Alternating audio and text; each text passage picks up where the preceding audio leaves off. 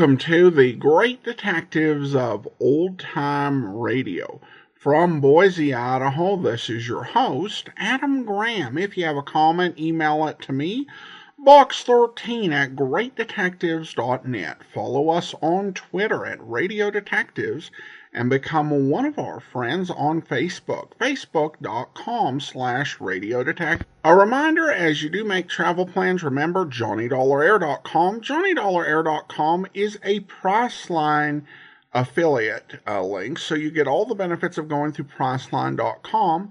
But part of the purchase price supports the Great Detectives of Old Time Radio at no additional cost to you. So remember, when making your travel plans, check JohnnyDollarAir.com first. Well, now it's time for today's episode of yours truly, Johnny Dollar. The original air date, November the 10th, 1951, and the title is The Birdy Baskerville Matter. From Hollywood, it's time now for Edmund O'Brien as... Johnny Dollar. Philip Martin, Johnny, I've got a job for you. Fine. What is it? Mr. Carl Baskerville is insured with us. I've heard the name. Retired, wealthy. That's the best way. His brother is the beneficiary. Baskerville called us a little while ago and said he wanted the money to go to a charity in case of his death.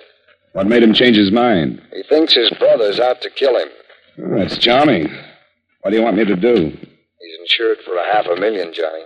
You just made me a bodyguard. At least until we found out how true Baskerville's story is. We did some checking. 6 years ago, he sent his brother William to prison for absconding with company funds.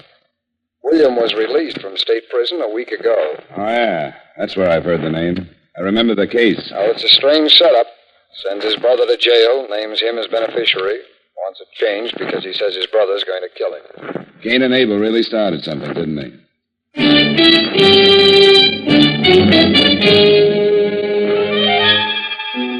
Edmund O'Brien in a transcribed adventure of the man with the action-packed expense account. America's fabulous freelance insurance investigator. Yours truly, Johnny Dollar.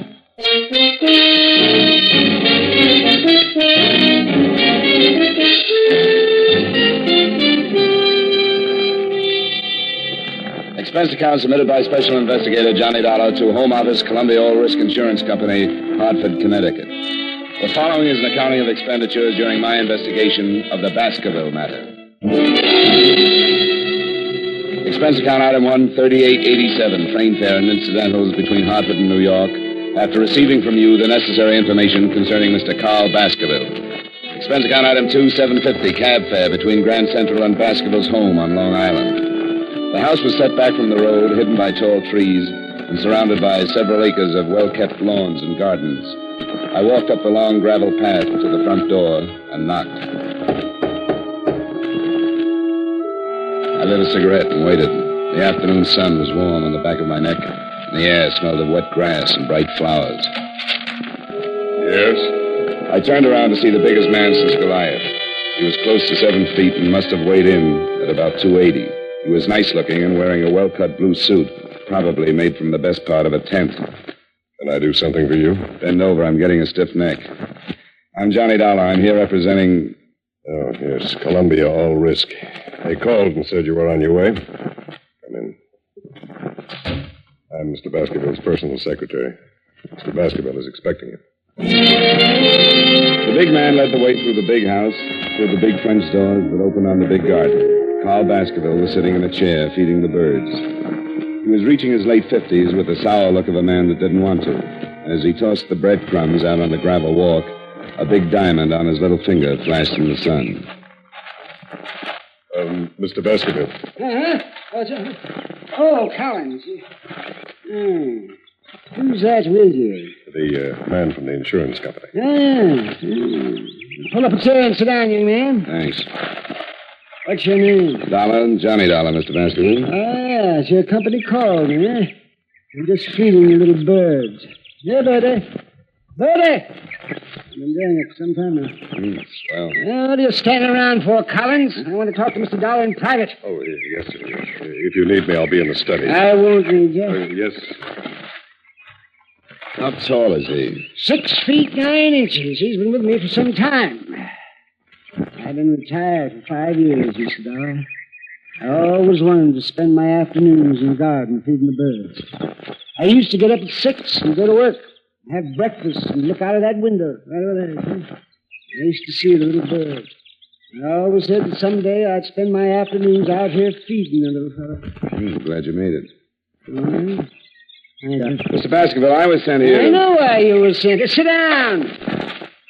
Mr. Dollar, I'm 57. I spent most of my life making money, making a success of myself.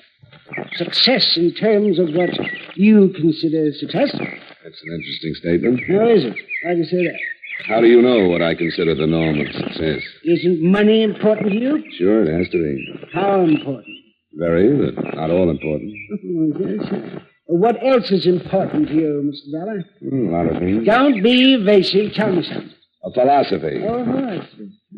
What kind of a philosophy? Not taking people for granted. Oh, I see. Here, you feed the birds for a while. Go on. Makes you feel real good. Sure. Here, Birdie.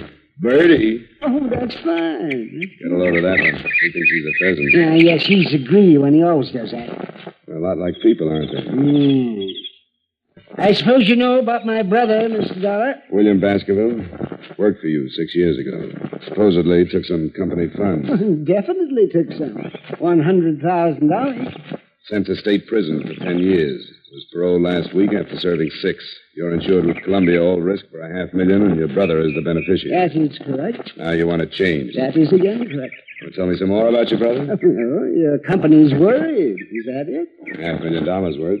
I suppose you consider it strange I'd send my brother to prison, then make him my beneficiary. I guess strange is a good word.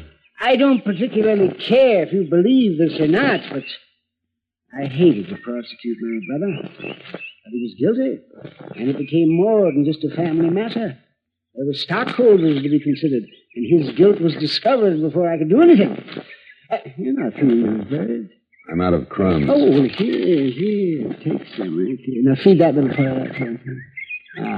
He's the timid one. He doesn't get as much as the others.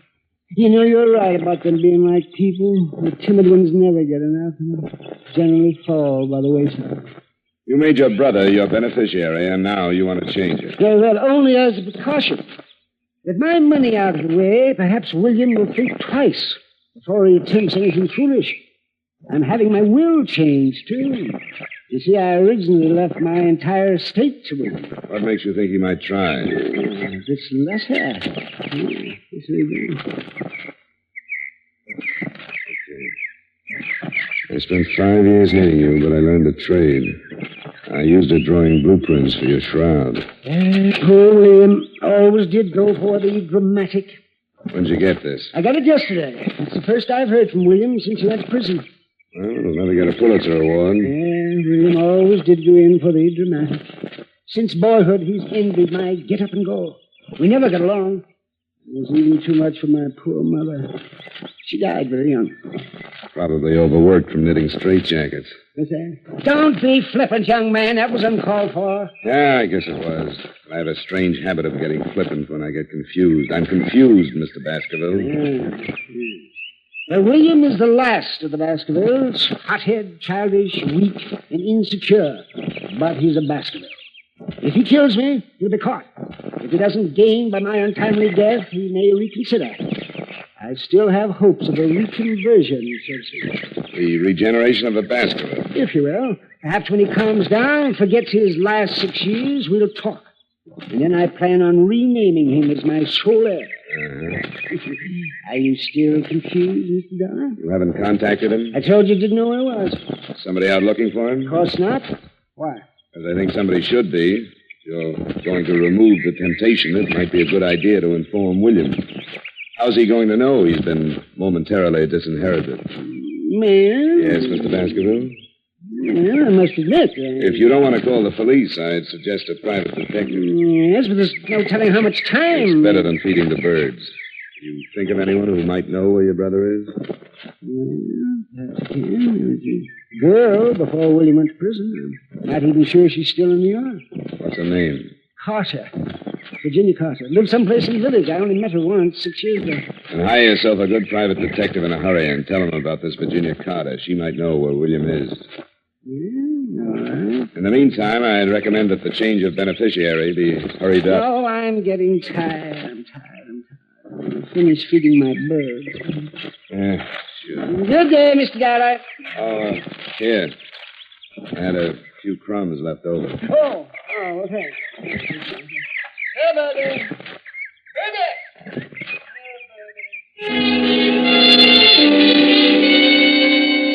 I left him sitting with his friends. He'd have one good deed to take along with him. I went back through the French doors and started back through the house. I got as far as the hallway.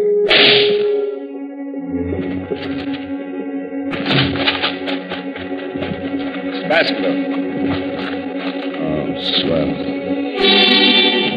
He was sitting in the chair with a bullet hole just over his heart. His head was resting on his chest, and he still held the breadcrumbs in his hand. He seemed to be smiling like he knew he was going to be able to feed the birds for a long time. Mr. Baskerville! Mr. Baskerville! Good Lord. Where were you? What? Where were you? In the library. I heard the shot. I saw William. Where? Over there at the far end of the garden. He had a gun. He turned and ran. Let's call homicide.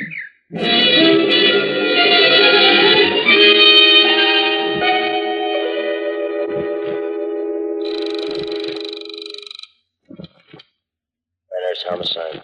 Lieutenant, this is Johnny Dollar. Well, hello. Haven't heard from you in a month. I've got a killing for you. Who? I'm out at the Baskerville estate. The Baskerville? He used to be Carl Baskerville. He was shot a few minutes ago in his garden. Oh, William did it. I saw William with a gun. What?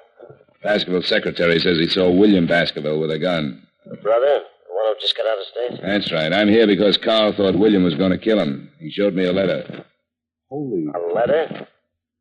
Get out here. I think I just made the mistake of my career. I shoved Collins aside and ran back out in the garden. Baskerville was still smiling, and things looked about the same. I went through his coat pockets and found what I was looking for. Nothing. The threatening letter from William was gone. I went back in the library faster than I'd come out. I remembered what Baskerville had said about a girl named Carter. I grabbed a phone book on a wild hunch and started looking up the Carters in Greenwich. Only one Virginia in that part of town, so I said a quiet prayer to the gods that be, visioned my employers' reaction when they found out their investigator had been on hand when they lost a cool $500,000, and called a cab in the hopes that I might at least save half a face. I told Collins not to touch anything and to wait for Lieutenant Brenner's. Expense account item 3, $8.75 cab fare to Greenwich Village. It was a long shot, but it could be the same girl that had known Martin. I went up the stairs of an old brownstone and knocked on the door. When it finally opened, I got the quickest scalding in history. She was wearing something thin enough to make a silkworm hang herself. Yes? I bet you had a hard time finding something to wear in July. I'm not cold-blooded. What's on your mind? I'd like to know about William Baskerville. Oh, that one. I haven't seen him in years. Maybe you've got a picture of him? I've got lots of pictures. There might be one of William somewhere. Well, let's look through the whole flock. I've got lots of time. Before I let you in, you better tell me your name. I don't want you to steal anything from me. Honey, if anybody stole anything from you, they'd get their fingers burned off at the elbows. Come here. She opened the door and led me into the living room, sat down. The shades were drawn, and I had a hard time finding the couch. Oh. Pardon me, I'm flying blind here. You must have studied Braille. Well, how do we look at the pictures? With a magic lantern? I thought maybe you wanted to relax a minute. Put something in a glass. I'll cool down. I don't drink. Never keep the stuff around. Doesn't leave you much of a field. What do you major in? Cigarettes. Have one? Yeah. I haven't got a match. Just hold on to it. It'll light up. I think I'd better get the pictures. I'll be right back. I get lonesome in the dark. I'll just be a second. Turn on the radio. Where is it? By your elbow. Oh. That's nice. Picked it out myself. We'll start with these. If William isn't in this file, I've got lots more. You're not in a hurry, are you? Not a bit. Good. This might run into overtime.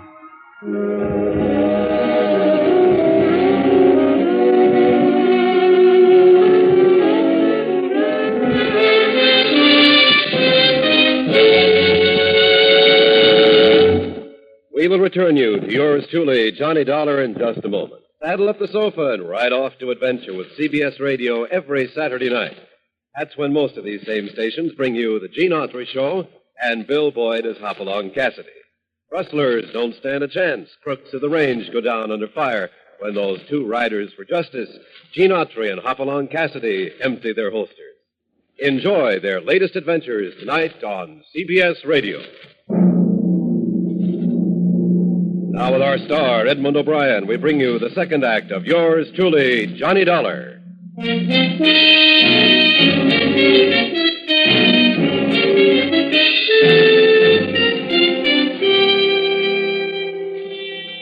Virginia Carter wasn't worried about working late. There was only one trouble with the job. It was tough keeping my mind on two things at once. It was like trying to read a mail order catalog in front of a blast furnace. She sat close to me and handed me one picture at a time, describing each guy in the photographs. I've seen draft boards with smaller clientele.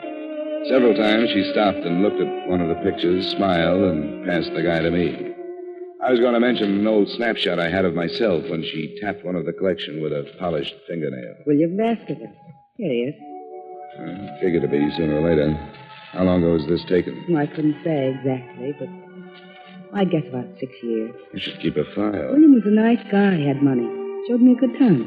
What else do you know about him? He has a brother with a checking account at Fort Knox. William have any unusual habits? A few. They wouldn't help you find him. Well... Oh, I remember something. He used to play the saxophone. Hobby? No, not exactly. He played around town with several small bands.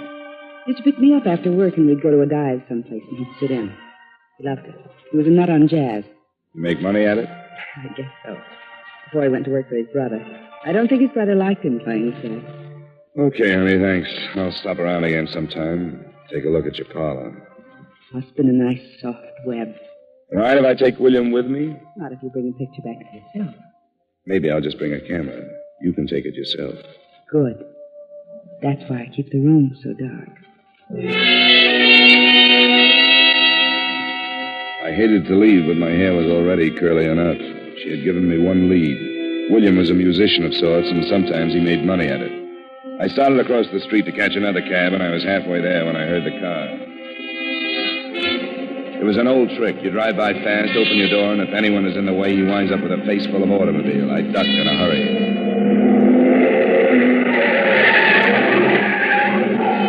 I picked myself up and thought about chasing him, but he was so far down the street I couldn't even get the license number. Expense account item 4, $3.35. Another cab to local 802 of the Musicians Union. I went in, and a little short guy with a twitch looked up at me from behind a big desk. Yeah, something I can do for you, Pops? That twitch? Yeah. Too much, Pop. You know William Baskerville plays sax? Has he got a card? He makes money. Well, if he ain't, he better have. See if he does. I'm an old friend, and I'd like to get in touch with him. Between twitches, he found what I was looking for. William had just renewed his card. It didn't show a home address, but his mail was being sent to one of the swing joints on 52nd Street. I said thanks and left the little man in the middle of a twitch. Expense account item 5, $3.85. Still another cab to the address on 52nd Street. On a table, huh? I'm looking for William Baskerville. Baskerville? Plays the sax. Yeah, you'll have to ask one of the musicians. I don't pay no attention to the music. Tone deaf. Thanks.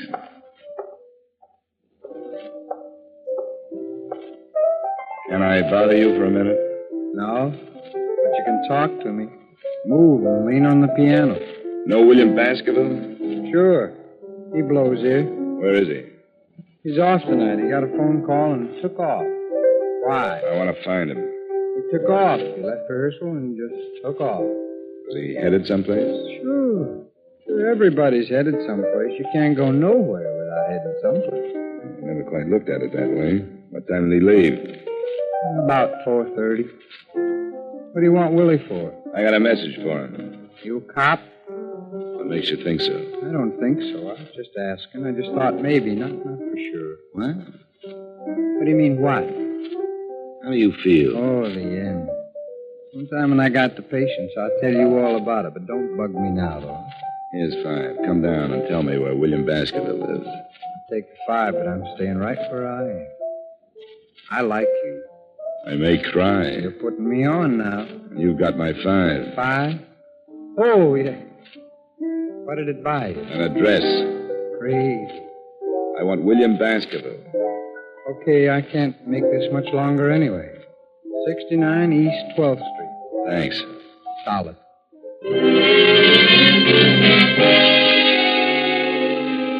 Expense account item 6, cab number 4, 75 cents to the home of Brother Baskerville. I climbed the stairs of a beat-up building and stopped at a door on the 3rd floor. According to the landlord, Brother Baskerville's room was on the other side. I tried my knuckles again and put my ear to the door. I couldn't figure it out at first. It was a strange sound, the light scraping like a rope over wood. I tried the door. I'd been right on both counts. It was rope and it was rubbing on wood. Because Brother Baskerville was making the sound effects, but he was doing it the hard way. He was on one end of the rope, hanging by his neck. He was turning slowly like a weather vane in a soft breeze. A chair was tipped over at his feet, and there was a phone on a table. I crossed to it and was about to call Lieutenant Brenner's when I looked at the dead man again, and my stomach jumped up and kicked my mind into high gear. I walked back to him and picked up the chair. What I saw threw the suicide theory right out of the window. If he had used the chair to stand on, he would have still needed a ladder just to tie the rope to the rafters. I've seen a couple of guys that hang themselves, but never one that jumped 4 feet in the air to do it. I shoved the chair under him just to make sure. He cleared it by a good foot.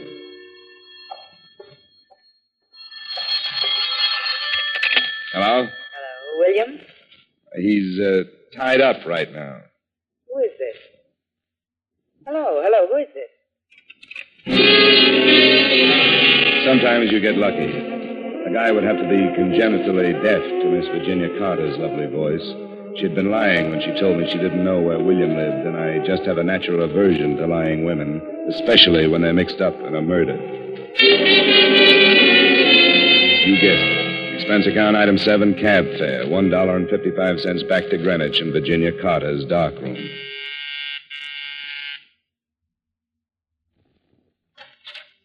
Well, Mr. Dollar, did you bring your camera? We'll play spin the bottle some other time. How'd you know my name? Why, you gave it to me this afternoon. You're a bad liar. I'm coming in. Oh, now, wait a minute. I'm expecting someone. If it's who I think it is, you better hide all the rope in the house. Now move it. Oh, You heard from Collins yet? I don't know what you're talking about. Only 2 people have lied to me today, you and Collins. You told me you didn't know where William lived, and you called him 10 minutes ago.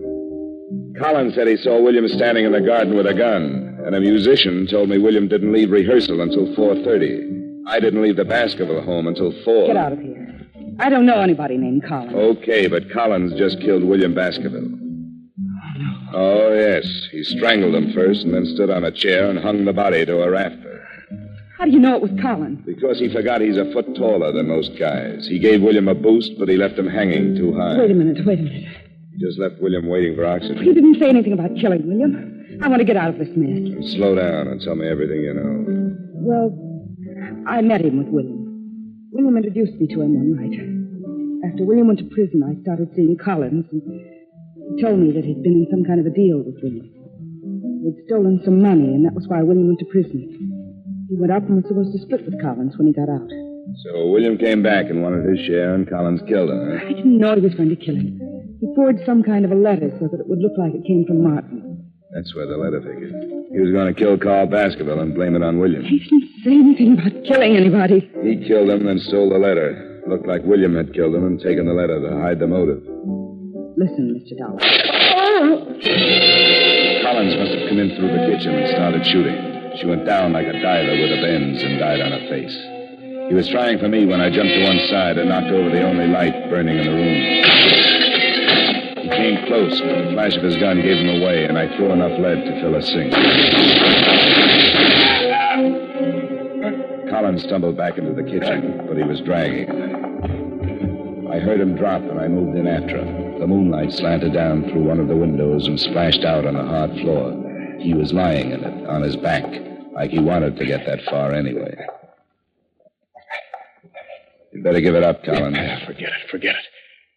No reason to kill you now. Before you close your eyes, tell me something. All right. It won't take too long. Why didn't you go out and get William yourself? Why wait until I found him? Couldn't take the chance. I knew the old man would have somebody. Start looking sooner or later. I killed him in the garden because I knew you'd make a good whip. Probably go looking for Virginia after he told you about her. You called her and told her to tell me everything she knew. That's right. Wanted you to find him, so it looked like a suicide. You nearly got away with it. You just forgot how tall you were when you hanged William. You tried to run me down? No. Just wanted to scare you. Make you think it was William. Oh.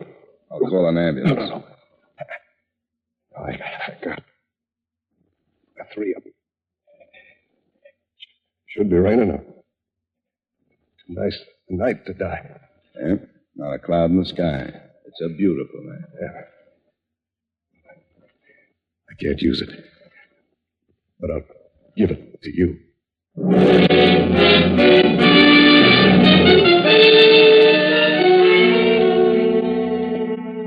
I called Brenner's, and he came over with his boys and cleaned it up.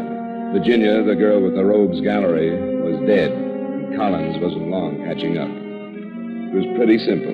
Collins and young Baskerville had taken $100,000 from the brothers' company, and William was caught. He did 6 years, knowing that when he got out, there would be $50,000 waiting. In the meantime, Collins had his girl, and enough time to think that $100,000 was better if it wasn't split in the middle. Collins framed William with a letter and then started killing.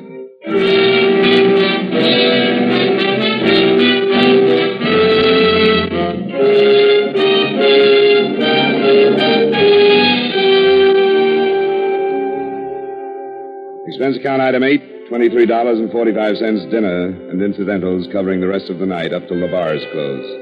Expense account item 9, $10, a massage and steam bath. Item 10, another cab to Grand Central, 65 cents. Item 11, $38.55 train fare and incidentals back to Hartford.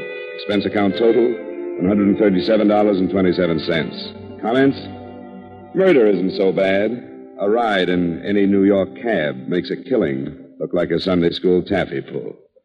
Yours truly, Johnny Dollar.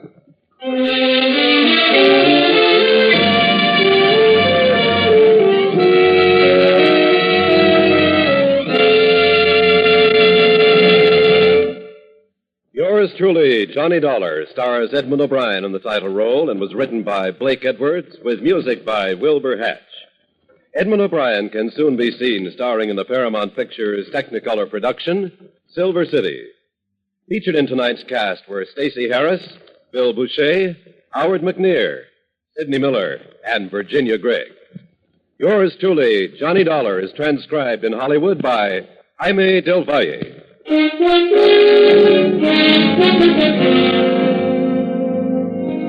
This is Dan Cumberly inviting you to join us next week at this time when Edmund O'Brien returns as... Yours truly, Johnny Dollar.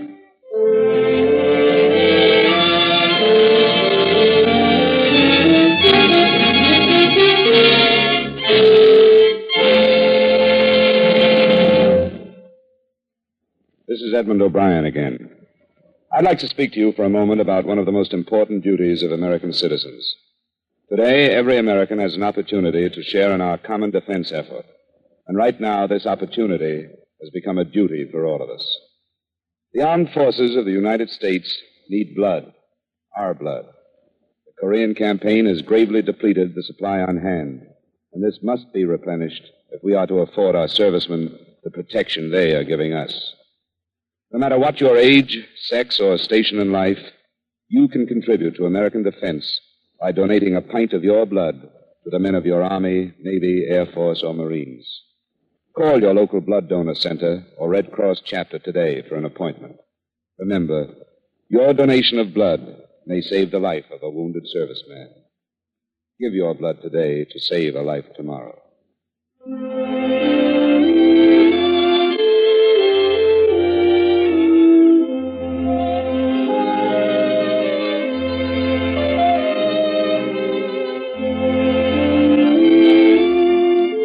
Both of Corliss Archer's grandmothers are due to arrive in force to add complications to the already busy existence of America's favorite teenager. This invasion of grandmothers is scheduled for tomorrow evening when you meet Corliss Archer on most of these same CBS radio stations. Listen for the family fun with Corliss and all her friends tomorrow night. Stay tuned now for the Vaughn Monroe Show, which follows immediately over most of these same stations.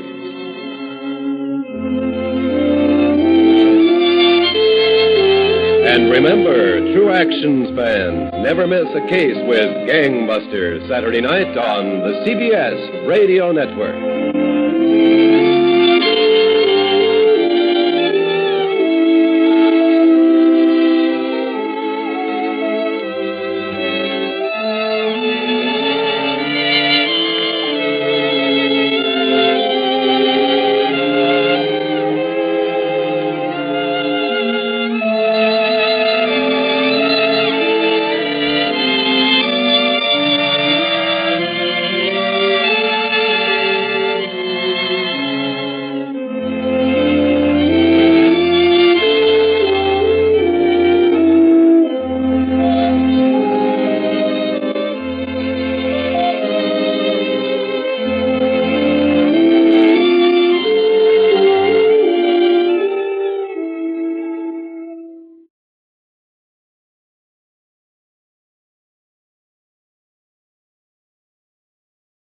Welcome back. Well, if Dick Powell got sick for a week and Edmund O'Brien had to take over Richard Diamond, I think this is how it would sound like. This script was written by Blake Edwards, and it really does sound like a Richard Diamond script. Now, I can't remember any episode of Richard Diamond exactly like this one, but that doesn't really mean anything. There are dozens of episodes of Richard Diamond that are missing, so we don't have the plots to, and Richard Diamond used a different story naming scheme. However, with Blake Edwards writing it, it does feel like if this wasn't aired on Richard Diamond, it was probably a rejected script for it. Particularly the part at the end where he's kind of flippant about the murders that have happened. That's really more Richard Diamond than Edmund O'Brien's Johnny Dollar. And then you just have things, that are,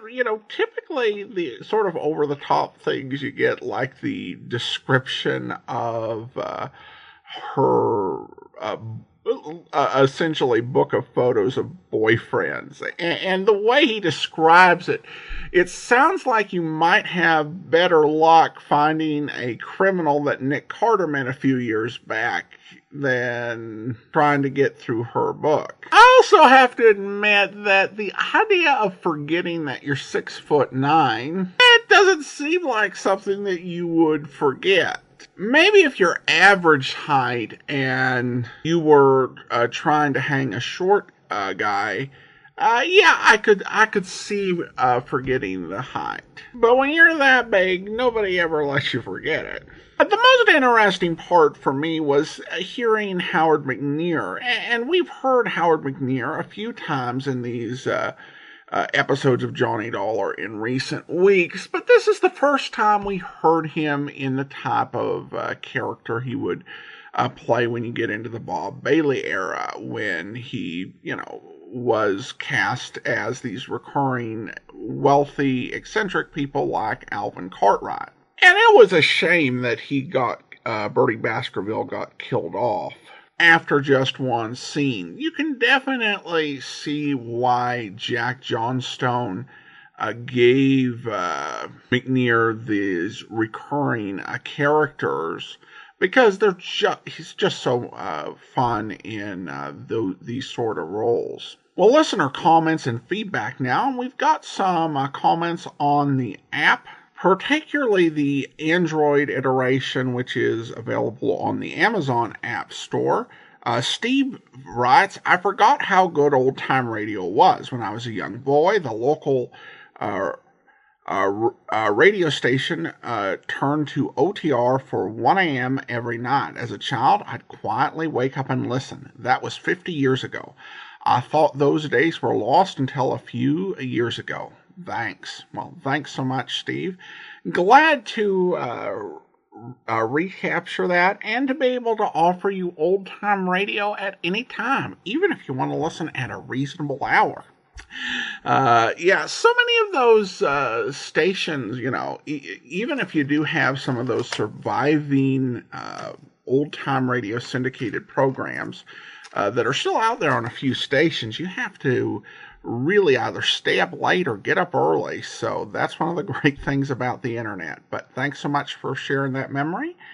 And then R.W. Soto writes, "It makes your imagination work." And love old-time radio. Well, thanks so much. Appreciate you taking the time to leave the review. And I should get over to the Apple App Store one of those days and see if we've had any recent reviews over there. Now I want to go ahead and thank our Patreon supporter of the day. Thank you so much to Chad. Chad's been one of our Patreon supporters since September 2017, currently supporting us at the rookie level of $2 or more per month. Thanks so much for your support, Chad. And that will actually do it for today. I do want to encourage you, if you are listening to this later on YouTube, be sure and subscribe to the channel and click the bell. We will be back tomorrow with The Silent Men, and then next Friday it'll be time for another episode of yours truly, Johnny Dollar. In the meantime, send your comments to Box13 at greatdetectives.net. Follow us on Twitter at Radio Detectives and become one of our friends on Facebook, facebook.com/Radio Detectives. From Boise, Idaho, this is your host, Adam Graham, signing off.